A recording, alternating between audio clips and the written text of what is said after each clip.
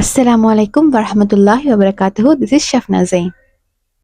ஏற்கனவே நாங்க அந்த கப்பலுக்குள்ள வர பிரச்சனைய, அதாவது திருமணத்துக்கு முன் ஒரு மாதிரி இருக்கிறாங்க, திருமணத்துக்கு பின் ஒரு மாதிரி இருக்கிறாங்க என்று சம்பந்தமாக நாங்க வந்து தொடர்ந்து பேசிட்டு வரோம். ஏற்கனவே நீங்க லாஸ்ட் வீடியோ பார்த்திருந்தா உங்களுக்கு விளங்கியிருக்கும். அதோட தொடர்ச்சி தான் இந்த வீடியோ. அப்ப நான் முதலாவது பார்க்க போறோம் வந்து திருமணத்துக்கு முன் வந்து எங்களுக்கு இப்போ ஒரு ஹஸ்பண்ட் அண்ட் ஒய்ஃபுக்குள்ள, ஒரு லவர்ஸுக்குள்ள இந்த ரிலேஷன்ஷிப் ஆஃப்டர் மேரேஜ் வந்து ஃபர்ஸ்ட்டுக்கு நல்லா இருக்குது. காலம் போக போக அது படிப்படியா குறைஞ்சி முழுமையாக அந்த திருமணத்துக்கு முதல் இருந்த காதல் இல்லாம போகுது. அப்ப இதுக்கான காரணம் என்ன, ஏன் இப்படி நடக்குது என்றதுக்கான சில விஷயங்களை நாங்க பேச போறோம்.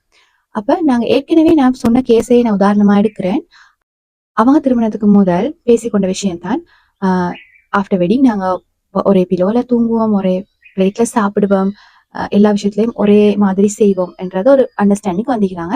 அப்ப ஆஃப்டர் மேரேஜ் கொஞ்ச காலம் அதை செஞ்சுக்கிறாங்க. அதான் ரெண்டு பேருக்கும் ஓகேயா தான் இருந்திருக்கு. காலம் போக போக அது ரெண்டு பேருக்கும் கரைச்சலாக கஷ்டமான விஷயமாக மாறி இருக்கு. இதுக்கான காரணம் என்னன்னு நீங்க நினைக்கிறீங்க? முதலாவது ரீசன், எல்லாருக்கும் பொதுவான இதுதான் ரீசன் சொல்ல வரல, இந்த கேஸ் அடிப்படையாக கொண்டு இவங்களோட உண்மையான பிஹேவியரை அதான் இருந்தில்ல அப்படின்னு சொன்னா, அந்த டைம்ல அந்த கேர்ளையோ அல்லது பாயோ சாட்டிஸ் பண்ண இவங்க சொன்ன விஷயங்கள் தான் அது.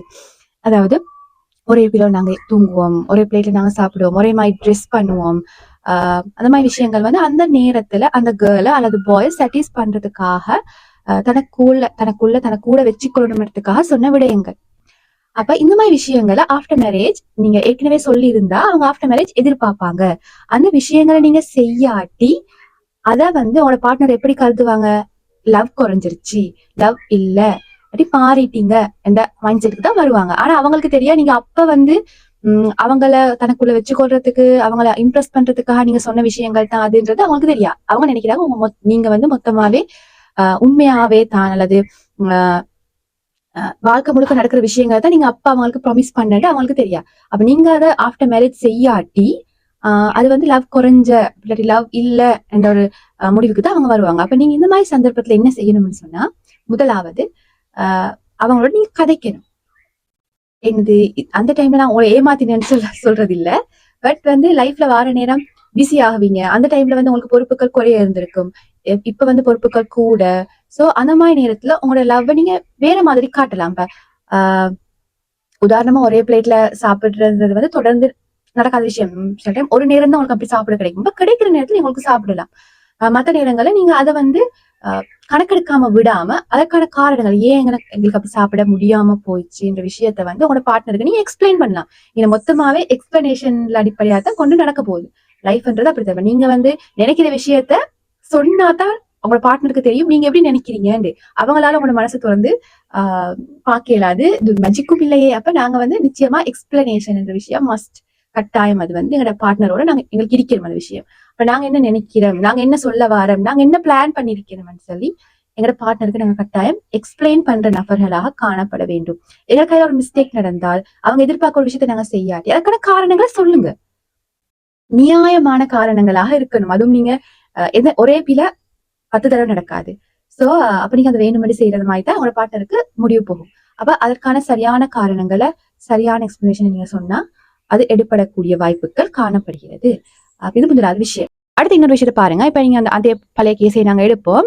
அப்ப ரெண்டு பேரும் உண்மையாவே அப்படி ஒரு அண்டர்ஸ்டாண்டிங்ல வாழ்ற விருப்பமே, உண்மையாவே நீங்க வந்து அப்படித்தான், அப்படி ஆக்கள் தான் அப்படின்னு சொன்னா ஒரே பிளேட்ல சாப்பிட விருப்பமா, ரெண்டு பேருக்கும் விருப்பம். அது வந்து கரைச்சலாகவோ கஷ்டமாக இருக்கல. ஒரே பிள்ளையோட தூங்குறது ரெண்டு பேருக்குமே விருப்பம். அது ரெண்டு பேருக்குமே கஷ்டமாகவோ கரைச்சலாகவும் மாறல. ரைட், தொடர்ந்து நடக்குது. பட் காலப்போக்குல உங்களுக்கு ஒரு பேபி கிடைக்குதுன்னு சொன்னா உங்களோட அட்டென்ஷன் பிரியும். இப்ப ஹஸ்பண்டுக்கு கொஞ்சம், பேபிக்கு கொஞ்சம், அல்லது வைஃபுக்கு கொஞ்சம், பேபிக்கு கொஞ்சம் பிரியும். பிரியிற நேரம் என்ன நடக்க பார்க்கும்னு சொன்னா, அங்கனே வந்து ஒரு முரண்பாடு தொடங்கும். என்னது, புள்ள வந்த பிறகு என்னையோட ஹஸ்பண்ட் இறக்கவில்லை, புள்ள வந்த பிறகு வைஃப் என்னைய கவனிக்கிறா இல்ல என்ற ஒரு என்னது இஷ்யூ வரும். அப்ப இந்த நேரத்துல உங்களுக்கு என்ன செய்யலாம்னு சொன்னா, இதையும் நீங்க எக்ஸ்பிளைன் பண்ணித்தான் என்ன செய்யணும், இதுக்கான முடிவுகளை தேடணும். பட் நான் சொல்றேன், தனிப்பட்ட கப்பல், ஒவ்வொரு கப்பலுக்குமான முடிவுகள் அல்லது கவுன்சிலிங்ல நாங்க சொல்லப்படுற விஷயங்கள் வித்தியாசம். அப்ப எனக்கு ஒரு அடிக்கா வந்து இதுல வந்து உங்களுக்கு முடிவுகளை சொல்ல முடியாது. அப்ப நீங்க உங்களோட சூழல், உங்களுக்கு என்ன உண்மையாவே பிரச்சனைன்றதை அடையாளம் காண்றதுக்கு நீங்க ரெண்டு பேரும் உட்கார்ந்து கதைக்கணும்.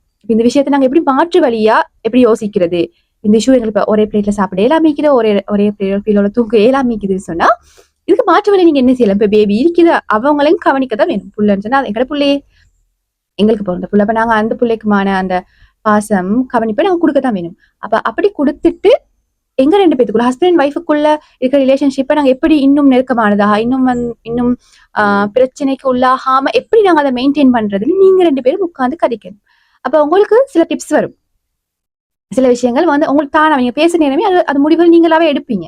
நீங்க மெயின் பிரச்சனையாக இருக்கிறது நீங்க கதைக்கிறல்லன்றது தான். உங்களோட மனசுக்குள்ள போட்டு நீங்க அதை ஃபீல் பண்ணி ஒரு சைடுக்காக அழுதுட்டு இருக்கிறதுல எந்த பிரயோசனமும் இல்லை. அதுவே உங்களுக்கு ஸ்ட்ரெஸ்ஸா என்சைட்டியா மாறி கடைசியில பெரிய பூகம்பமா வெடிக்கிறதுக்கு முதல் நீங்க ஆரம்பத்திலேயே உங்களுக்கு அது பிரச்சனையா இருக்குது, உங்களுக்கு அந்த விஷயம் வலிக்குது, ஹர்ட்டா இருக்குதுன்றா ஹஸ்பண்ட் ஓப்பனா கதைங்க, ஒய்ஃப்ட ஓப்பனா கதைங்க.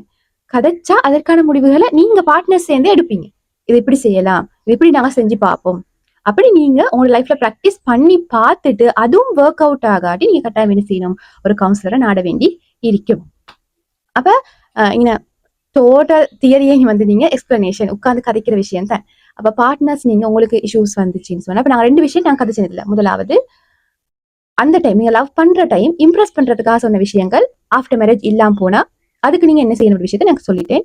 அதே மாதிரி நீங்க உண்மையாவே 2 பேரும் ஒரு அண்டர்ஸ்டாண்டிங்ல தான் அந்த விஷயங்களை செஞ்சுட்டு வாரீங்க, ஆனா பேபி கிடைக்குது. அப்ப அந்த நேரத்துல சில மாற்றங்கள் வரும், அது இயற்கை. அதை நீங்க ஏத்துக்கொள்ற நேரம் உங்களோட பார்ட்னர்ஸுக்கு நடுவுல சில இஷ்யூஸ் வரும், சில இடைவெளிகள் வரும். அந்த இடைவெளிகள் நீங்க நிரப்புறதுக்கு என்ன செய்யலாம்? இந்த 2 விஷயத்தையும் நான் சொல்லிட்டேன்னு நினைக்கிறேன். அப்ப இது இந்த விஷயம் பெரிய டிஸ்கஷனுக்கு வர வேண்டிய ஒரு விஷயம். அப்ப இன்ஷா அல்லாஹ் அடுத்தடுத்த வீடியோக்கள்ல அடுத்தடுத்த இந்த சின்ன இஷ்யூஸை இல்லாம ஆயிக்கிறதுக்கு என்ன செய்யலாம்ன்றதை பேசுவோம். உங்களுக்கு டவுட்ஸ் இருந்தால் தயவு செஞ்சு என்ன வாட்ஸ்அப் நம்பருக்கு மெசேஜ் போடுங்க. அப்ப அது அடிப்படையாக கொண்டு எங்களுக்கு அடுத்தடுத்த வீடியோக்குள்ள கதைக்கக்கூடியதாக இருக்கும். இந்த வீடியோ பிரயோசனமா இருந்திருக்கும் நம்புறேன். இன்ஷா அல்லாஹ் அடுத்த வீடியோல சந்திப்போம். ஜஸாக்குமுல்லாஹ் ஹைரா. This is Shafna Singh.